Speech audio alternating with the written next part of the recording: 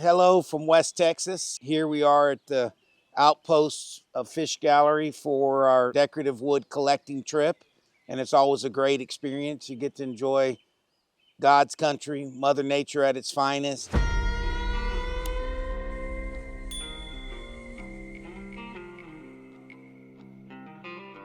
Well, we try to come out maybe 3-4 times a year, actually. We sell a lot of driftwood.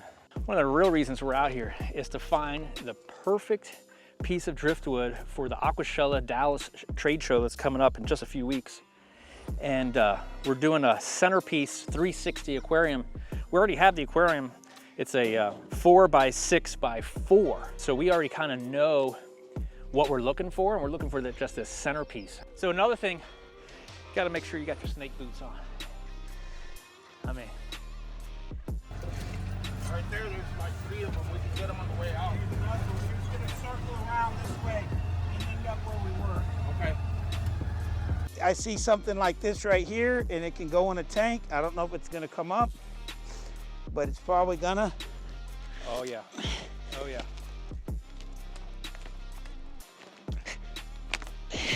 Oh baby. That might be the centerpiece for Aquascaping. That's what I'm thinking. This might be it. Like this can go, so we can show the world where it originated from in the Aquascaping show display.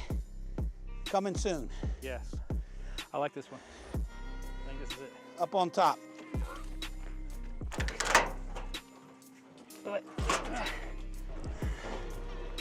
I've never had so much fun in my life.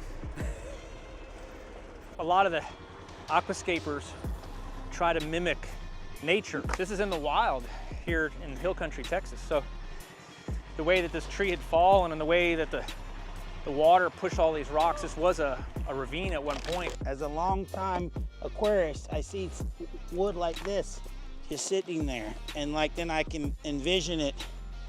This right here is narrow enough that it could go in an 18-inch wide tank, or it could go as a centerpiece in a 360 view. It's really hard to get hand-selected wood like this. Most of the stuff you get looks like firewood, but not at Fish Gallery.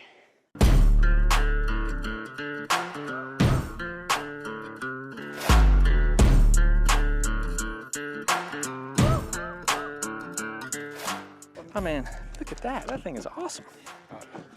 I mean, all the holes in there and the root structure.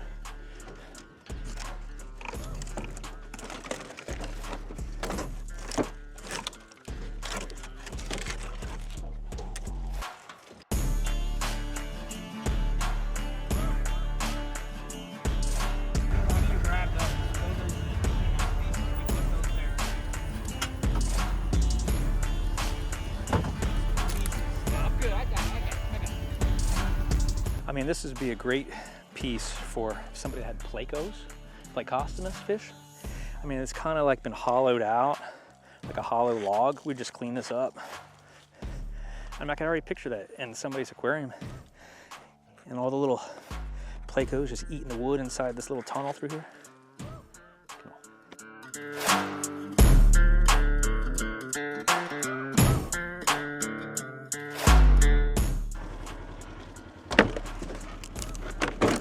This piece of cedar, you can tell it's been rotted out, but it's got this really nice kind of algae, kind of moss growing on it. It's got the root structure that was on there. This would make an incredible centerpiece of a large aquarium, real tall. I could already picture like angelfish swimming around this thing, laying their eggs on this tree stump. Primo. Hey, Kev. Okay.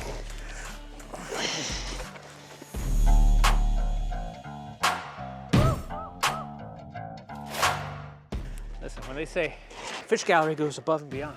Yes, sir. Put it.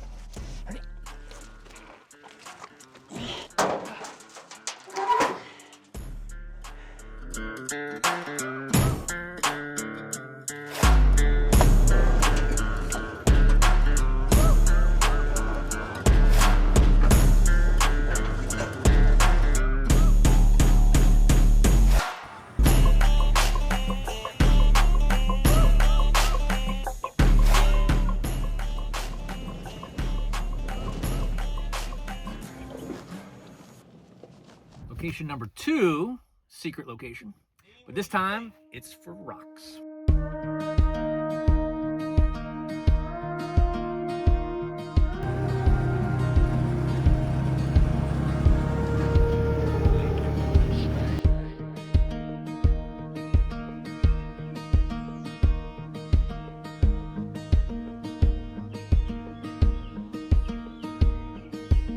This is a dry riverbed, right? So I guess when it rains real heavy, all the water starts flooding through here, fills this up and starts rushing down through here.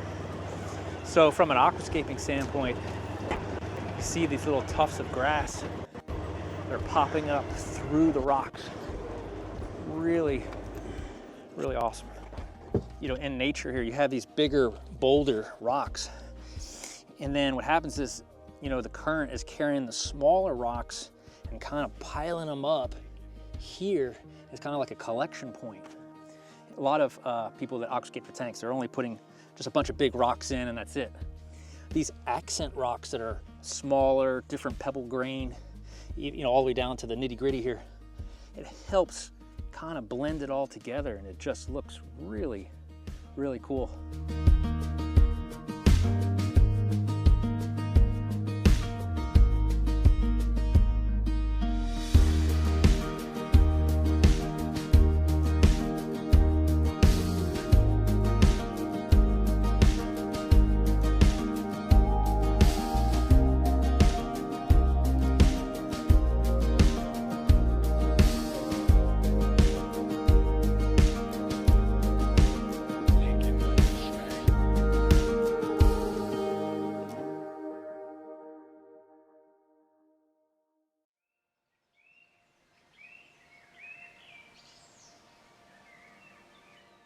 I have a long history in the industry. It's the only job I pretty much have ever had. I was working with aquariums and tropical fish. Started as a hobbyist at early age of about 8 or 9. My father had read in the local paper that Pier 1 Imports, if anyone knows who that is, was liquidating their aquarium department and everything was 90% off. And at that time, you know, I had been badgering him to get an aquarium because I'm a Pisces, just love water, love being around fish. I love fishing, spear fishing, having to fish in aquariums. In the area of Houston, Texas, I grew up in near Rice University. A aquarium store had opened up and called Village Tropical Fish.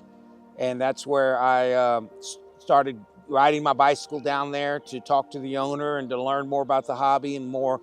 At the time, I didn't realize it, but I was also becoming a student of the business. My hobby and passion continued to grow, and then ultimately it blossomed into what would become a service business. Mike, the owner, taught me a lot about business at a very early age, and by the time I was done with high school, and quite literally I was done, I start my business.